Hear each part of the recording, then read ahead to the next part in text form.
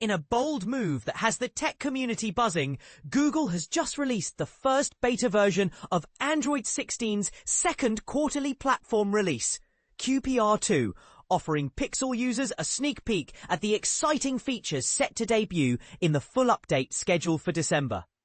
But here's where it gets controversial.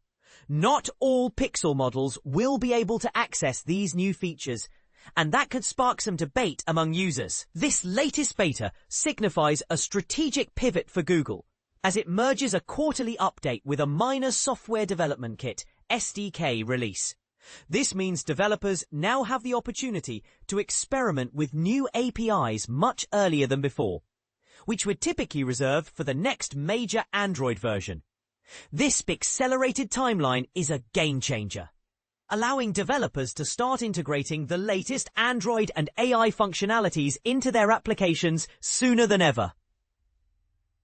Google has plans for another beta release in September, followed by a code freeze in October, leading up to the final rollout of QPR2 in December. For everyday users, this beta introduces a host of exciting updates. One of the most anticipated features is the return of lock screen widgets, a functionality that many Pixel users have been eagerly awaiting. Additionally, Android is rolling out a new tool that enables users to enforce themed icons across all applications, ensuring a cohesive and visually appealing home screen experience.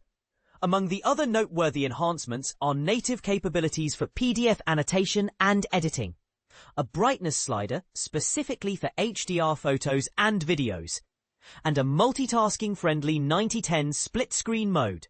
Smaller, yet significant improvements include an expanded dark theme, more precise haptic feedback controls, and a dedicated toggle for phone theft protection, which could be a lifesaver for many. So, who gets to try out these new features? If you own a Pixel 6 or any newer model, you can participate in the beta testing through the Android Beta program, with the update automatically appearing once you enroll. However, a crucial warning for those already testing the QPR1 beta. Installing the QPR2 beta will lock your device into the beta track until the stable QPR2 version is released in December. If you prefer to revert to the stable public channel without wiping your device, it's best to hold off on this new beta and wait for the stable QPR1 build expected in early September.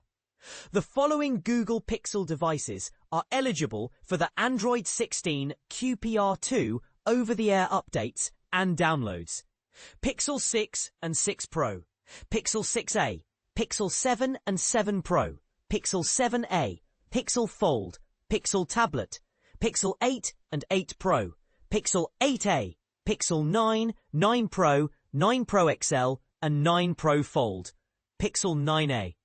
As we look forward to these updates, it's worth considering, are these new features enough to keep Pixel users satisfied, or will they leave some feeling overlooked? What do you think?